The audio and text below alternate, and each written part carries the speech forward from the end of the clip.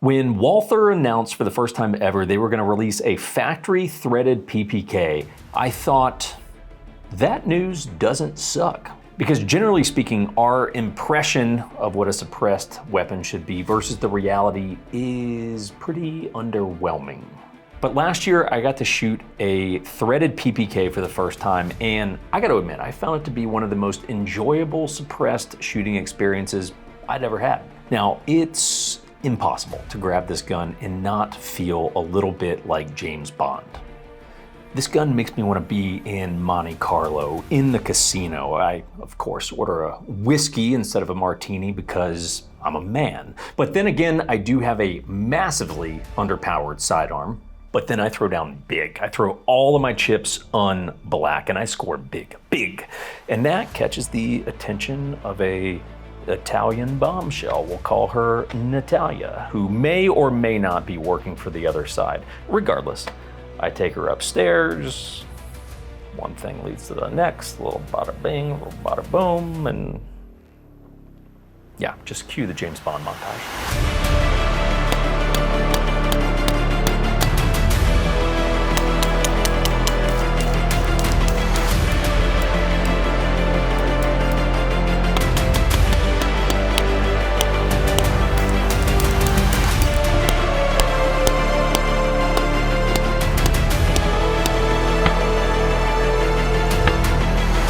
Wait, we get it.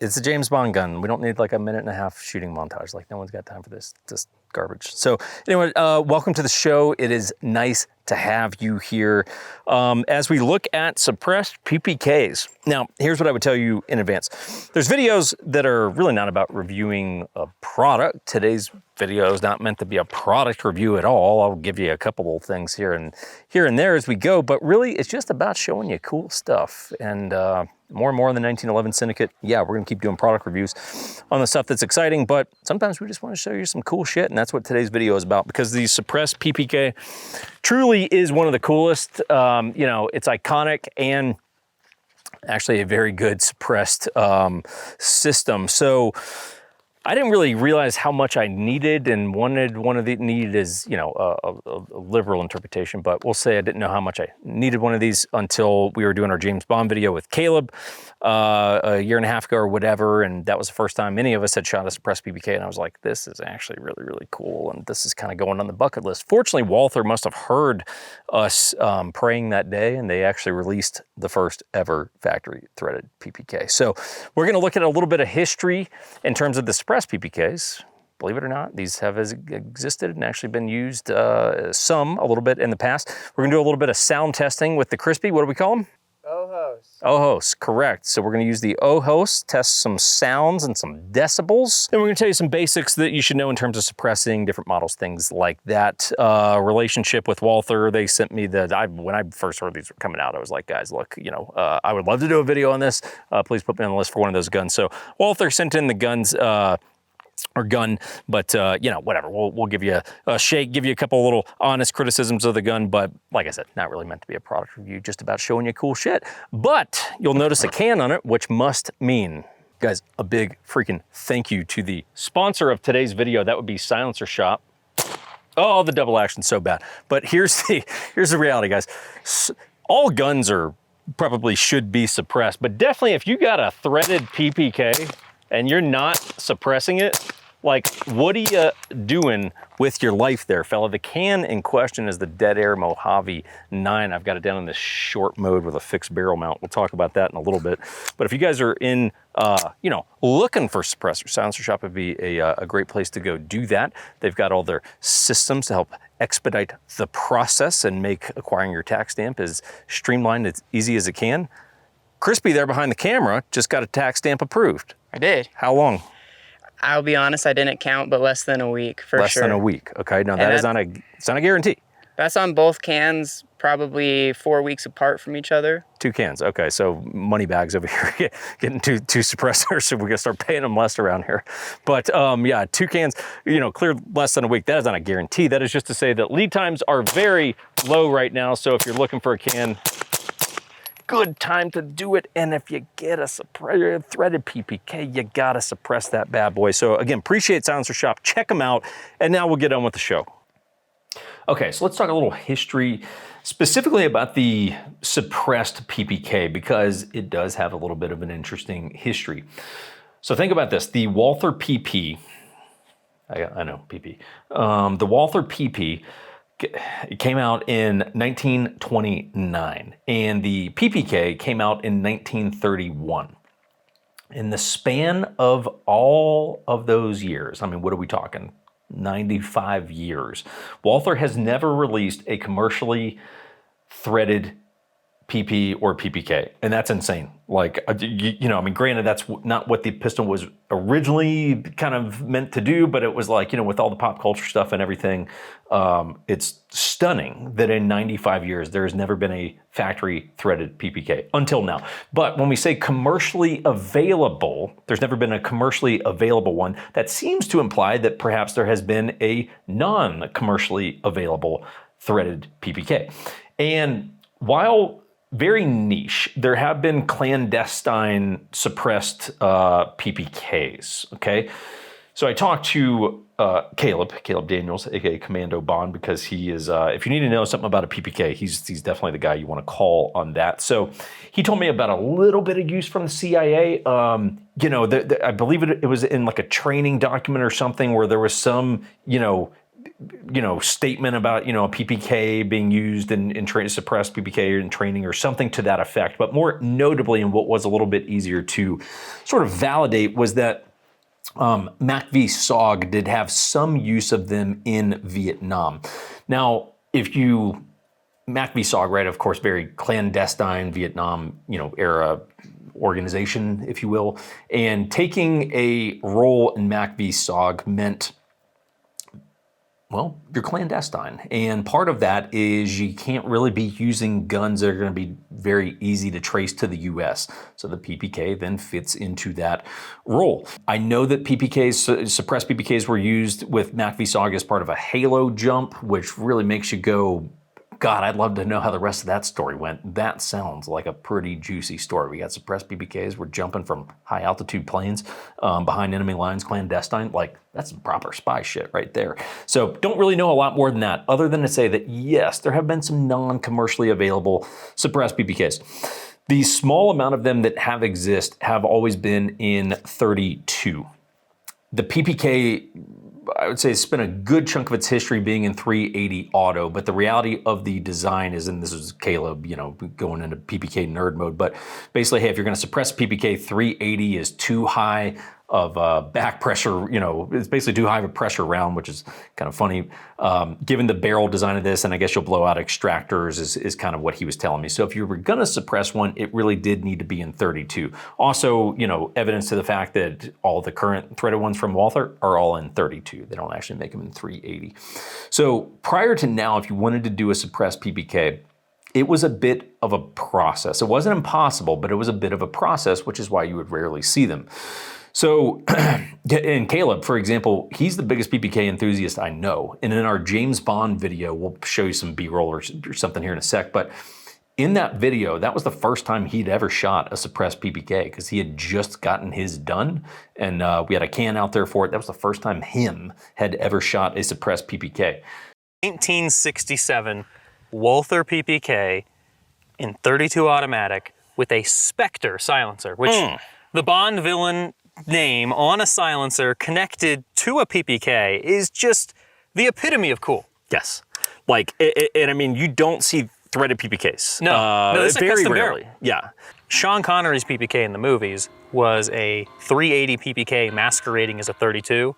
This is a 380 PPK that's been converted to 32 automatic. So it's doing the Bond thing right 3 ways over. Yeah, but you just got to trust us on this. This sounds utterly spectacular. Yeah, it's unbelievable. All right, send it.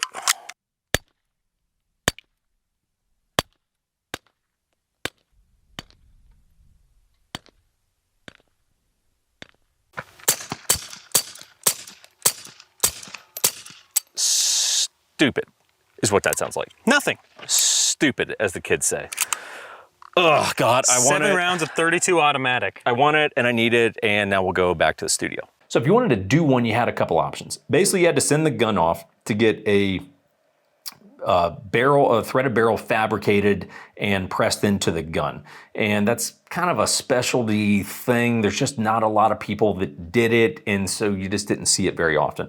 The other approach that is kind of, I'd never thought about it, but I was like, that makes sense. It's just crazy, is you would basically buy a Walther PP, and you got a PPK, and you would rob the barrel out of the PP, because it has a longer barrel, and you would basically press that into the PPK, thread it, and then you got a threaded PPK. And I'm like, boy, that is a really, you basically trash a gun in order to get a threaded PPK. That's an option. I guess it's just a bold one. So this launch by Walther was notable for a couple reasons. One, it's the reintroduction of PPKs in 32 auto. And simply put, it's a more enjoyable gun to shoot. It's actually an enjoyable gun to shoot in 32 auto. In 380, the PPK is really not that much of a fun gun to shoot. It's kind of bad in many ways. So this was the reintroduction of 32 into the PP or PPK lineup. And 32 PPKs had been out of production since the 1980s. So like that was a very welcome addition to the family. And it was also the first time that we got the commercially available threaded version of this.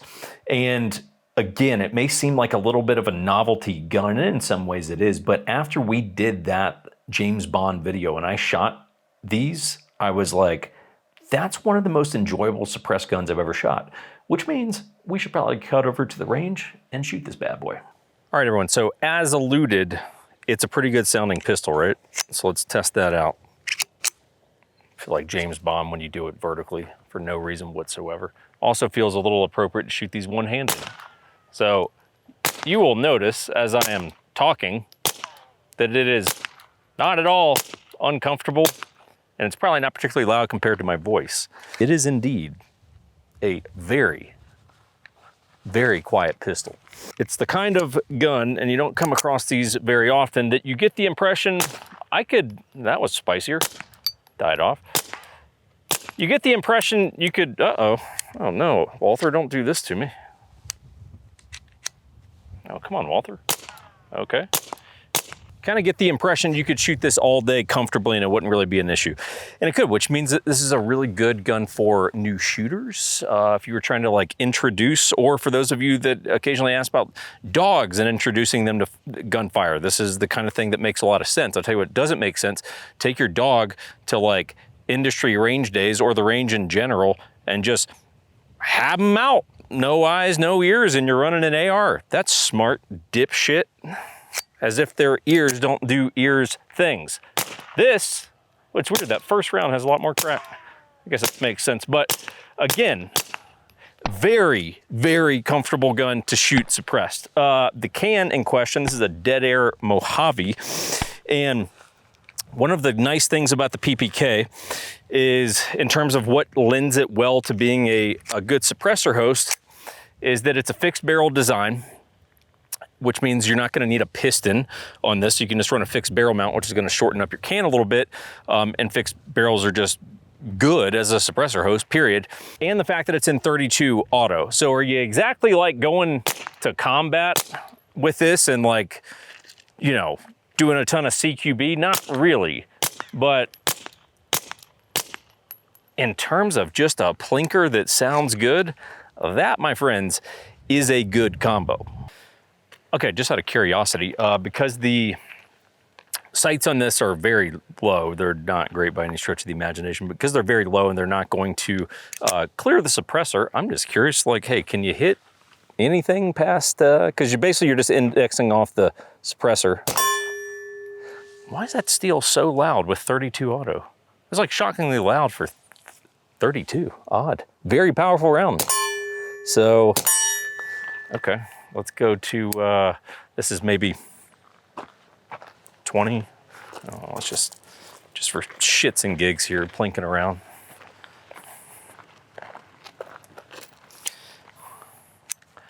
All right, I'd say we're at a good 30 here.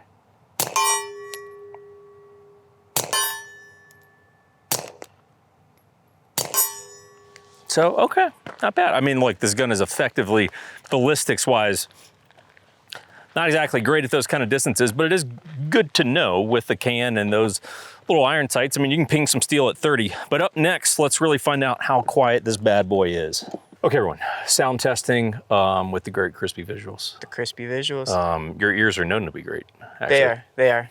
Yeah, we got a thing or two about audio. Your ojos, as they are referred in my native tongue. Is that what they say? Yeah. Ojos. So what we're gonna do, we're gonna go very scientific procedure here. We're gonna shoot PPK versus a variety of different suppressed weapons, some with sub, supers, and we're just gonna kind of see where does PPK stack up suppressed compared to everything else. So our first gun we're gonna rock, we're gonna go HK45. Check that beefcake out. Okay.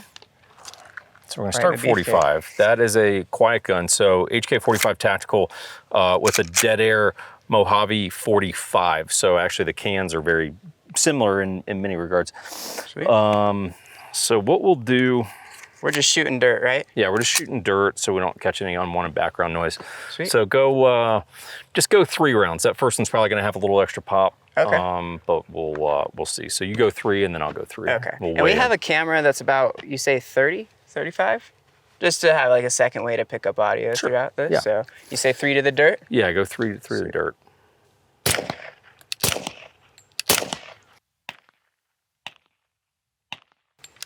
Okay, I think that's a lot spicier.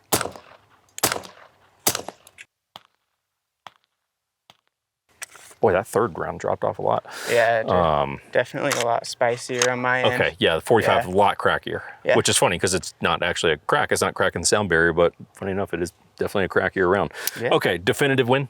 Yeah, easily. Okay, yeah, definitive win. All right, up next, we are going to go Stealth Arms Platypus.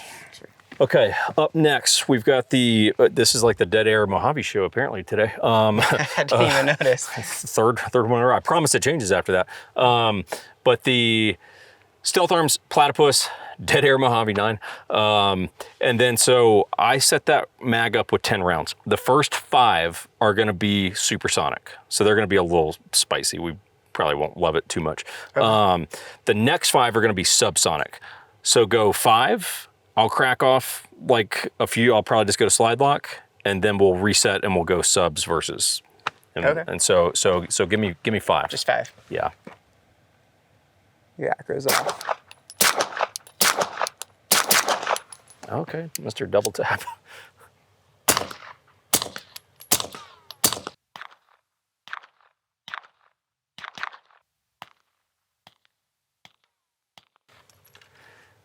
Clear win. To me, it's a lot closer than the 45, Shockingly. but it is it's still a win. It's kinda I don't shocking know that that- I'd say clear personally, but Really? it's Interesting. closer. Also, Okay, on the subs though, it could actually get quite interesting. yeah, I bet subs. I was shooting my new suppressor for the SP5, and I don't run a lot of subs or suppressed, and I'm like, subs make a way bigger difference. Oh, than I big thought. difference. And this will show us. Okay, I'm actually surprised that was as close as it was, to be honest Sweet. with you. Okay, so now we should hit subs. Cool. And no double taps, because you didn't like that. I mean, it's not necessarily, the dirt didn't deserve it. The dirt didn't deserve it. Oh, wow. Okay.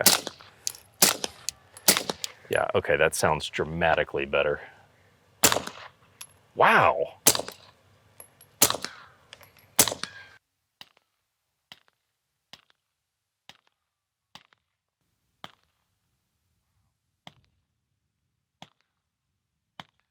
That wins to me.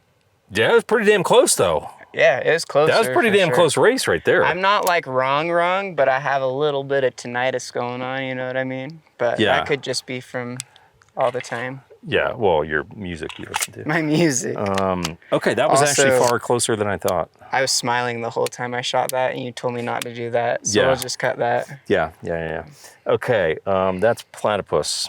Okay, up next, we're gonna have the B&T SPC9. This is with the B&T Trilog can. Now this can is technically dated compared to what they're putting out now. This is because Crispy completely fucked up his load sequence. We lost 1 round, so we're gonna have 4 rounds of supers and then 5 rounds of subs. So just give me the 4 of supers first. Ugh. That's loud. Yeah. Okay, that's real spicy. It's amazing how much that second round drops off. Okay, so that's a clear win. Yeah, that is a win. We start to get a little more into tone range than just volume at For this sure. point, but it was definitely But a that win. was a clear volume difference. Yeah, this was loud. Yeah. Sorry, B&T. Yeah. So yeah, bummer. But Subs? okay, subs.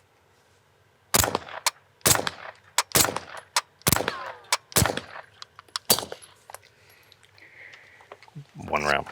Dang. But still, I would say this is still, even with sub. And it's interesting because the platypus on subs to me was like, that was actually pretty damn neck and neck. This wasn't actually that close. Yeah, subs are not making as big of a difference today as I thought they might. Okay, everyone, moment of truth. And Crispy, remember, yes, he can properly remember how to load an MP5. Because you know who couldn't? Who's that? Chris Blau. He couldn't? In the Sten video, Oh, right.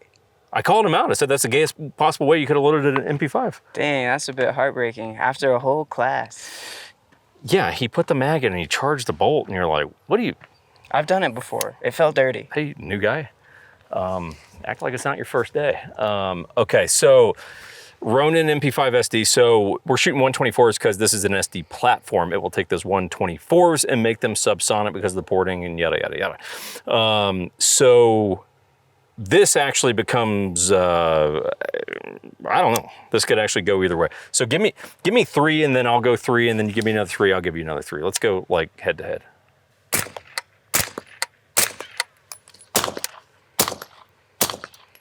Going to go again. Jeez.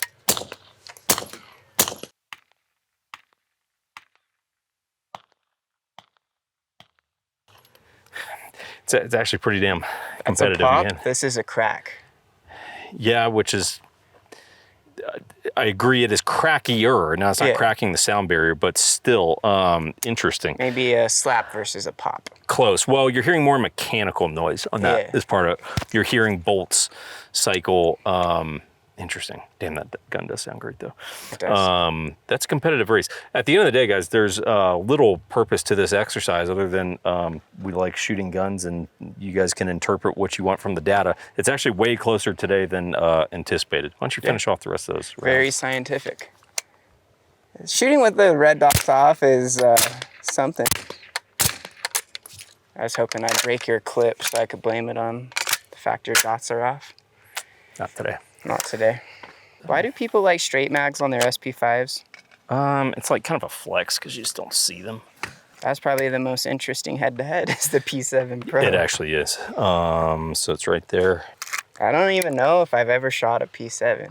There's a good shot that is. No. With HK? I You're bound probably to have shot of one, but Okay, up next is what I actually truthfully think is the most interesting head-to-head today. So this is suppressed P7. Now, disclaimer, P7 Pro. It is not a factory HK. It is a factory HK P7 M8 frame, but on the P7 slide, but with the factory B&T can.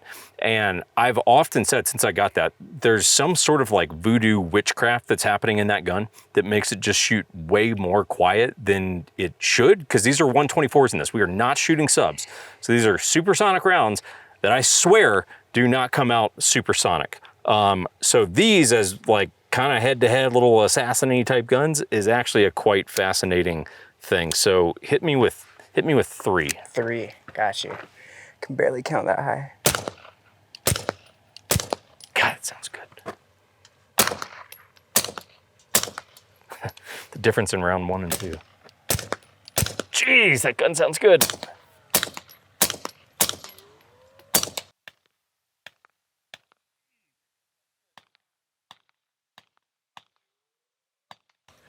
I mean, that's real neck and neck for me. It's hard. Like, that's a real neck and pop off those last Yeah, couple. so the first little while, Jeez, that gun sounds good. it sounds good. I was like, I'm pretty sure that's a clear win. It's as if that gets quieter the further into the It does. mag you get. So what's happening, and I'm speaking a little out of term here because I'm not a suppressor like engineer or anything, but basically that, you know, the way these cans work, someone's gonna roast me for this, but I know I'm in the ballpark of correct on this. With the complex geometry and everything, the gases will stack in there. So a lot of times on that first round, it's like you're kind of blowing out and burning out that burst of gas that's built up. And then once that's blown out, then the subsequent rounds will kind of dampen off. So that first round crack is kind of characteristic. But that gun just, in some unexplainable way just sounds shockingly good. Sounds good. Okay, final test. How do you lock the slide back on a P7? Just pull it back with the empty mag, and there you go. but there is an actual slide catch. That little nub right there technically is a And slide it's not like a 1911 where you can on an empty? Yeah, you can on that. Sweet. Yeah. Can I do it? Yeah. Like, I knew the P7 did that. It's Yeah. cool to be the one doing it. Oh, yeah. I like that. That's a fun manual arms. Oh, that blew back in my face. Got me a little bit too.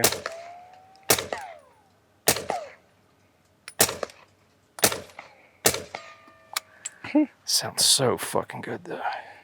Okay, for the final test, we have, again, what should be a pretty interesting head-to-head. So it's a VZ61 Scorpion that was done up by Mark III Firearms. We did a video on this gun. Now, the can, in my opinion, is overboard for what 32 Auto needs, which is why that sounds good suppressed, but not crazy suppressed, because I think that can is just, I mean, if you see the opening of it, you're like, that looks like, even though supposed to be a 9mm can. I'm like, I don't know, it looks like a bigger bore to me. So, but it's 32 versus 32 suppressed. So you go, this should actually be pretty competitive. So let's see where that lands. Sweet. Ooh, ooh, gross. Super gross.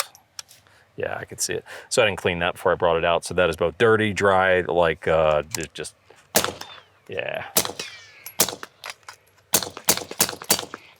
Yeah, clear win. Yeah, that's not a fault of the gun, everyone. That's what happens when I've got half a dozen guns to clean in an afternoon, and eventually I'm like, I'm tired of cleaning guns before we film. That was way louder. That was way louder. Yeah. That Oh, wasn't yeah, even this close. was. That wasn't even close. I didn't know if that actually bolt sounded went. like just supersonic 9mm or something. Yeah, I'm going to let you handle that. Yeah, fair enough. But clear win for the PPK on that. So that is some sound testing, everyone, with the old Ojos. On to the next section. Ojos. I hope that catches on to be a reoccurring theme. Yeah, that's not. Feels like that could be a.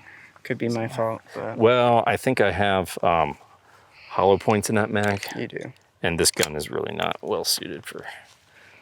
Even that number of rounds is about as far as I'd want to push it. No ears shooting suppressed. Yeah, today. like I'm all set now in Yeah. terms of like pushing that. For that those boundary. that think, oh, it just eliminates hearing protection, or they don't get out shooting a lot suppressed. It's like that's not the case. No, you know? the PPK, honestly, you get away with for quite a while. Yeah. In a couple of the P7, I feel comfortable. MP5, I feel comfortable for a while, but it's like eventually you're throwing ears on. So here's the deal. You're looking for a PPK and you might want one of the new variants, or you might be like, Jake, I'm actually looking for like more of one of like the kind of vintage or neo vintage ones, maybe like full vintage, going war era. National Armory could have all of that at any given moment in the time because they carry the new cool guy fun stuff, right? But they also carry the neo vintage stuff, things like that. So no matter what you're looking for, that's where I would suggest you start. They've got, they're on the World Wide Web, so that would be one place you could start if you can't, walk or drive or take the train over to their shop that's in the Pittsburgh, PA area.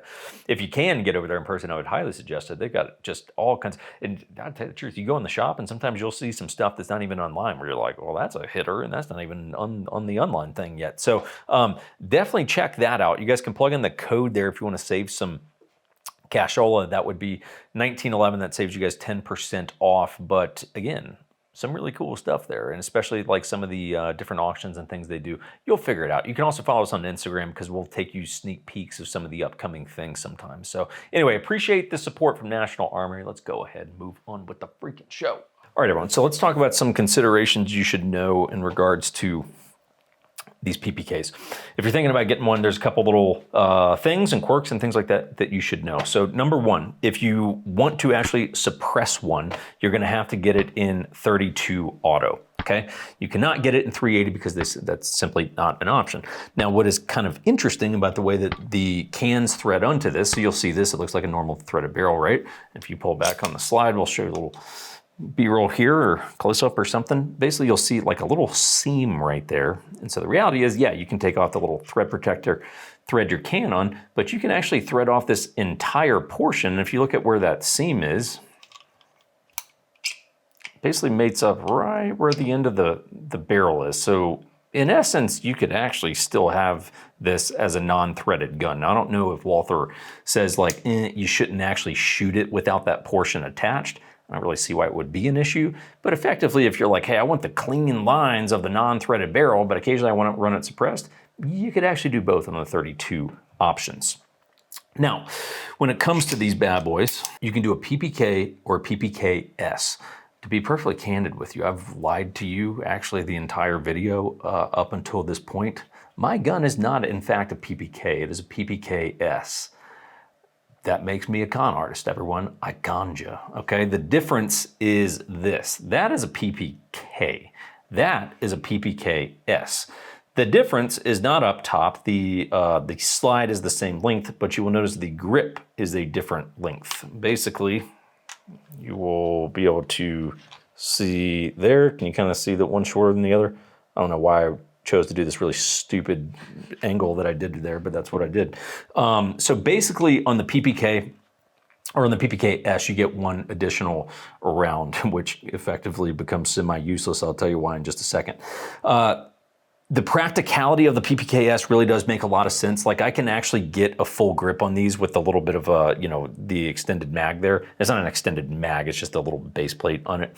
But even on the PPK, and I don't have like huge hands, but even on the PPK, it's like I'll basically wind up down at the bottom of this and you're kind of struggling to get a full grip. So especially if you have a slightly meatier paws, definitely get the PPKs. It's never going to be proportionately as perfect as the PPK is, but the PPK is a little bit more practical. You can do black or stainless. So those are your two options. Stainless is great looking. The reason I chose to do black is because this is my old PPK. Well, I guess old is relative in PPK terms.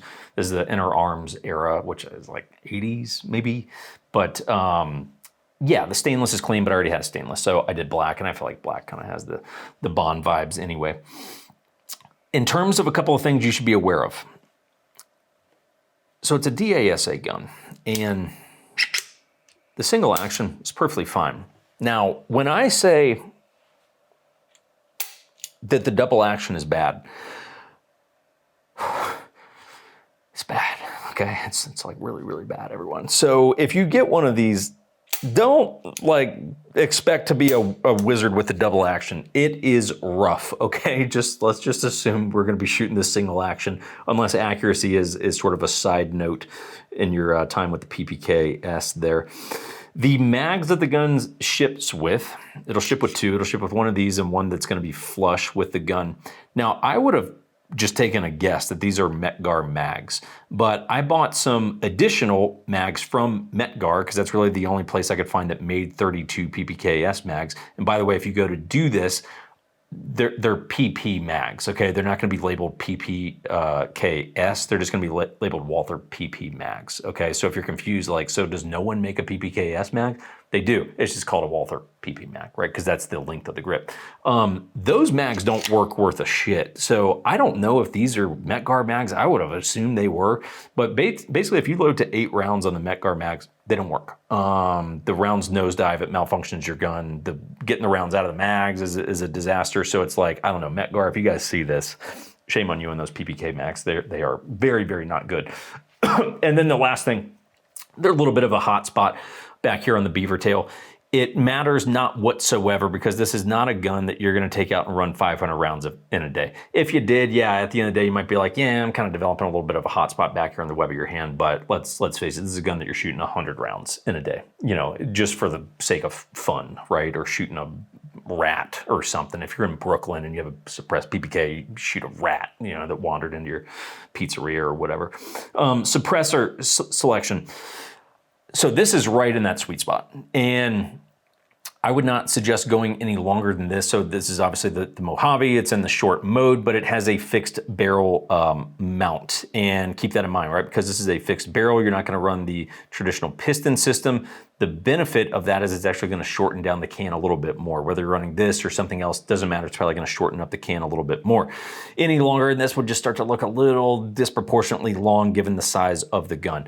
The barrel is 1/2 by 28, so you guys can keep that in mind, no special threading or anything like that. In terms of accessories, you should definitely get a holster for your PPK. So the Vega holsters are kind of the traditional one.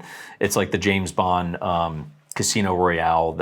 I don't know if that's when it came out, but that's when I found one. I got one for my PPK. It's a suede holster, but it's just suede, so it has no rigidity.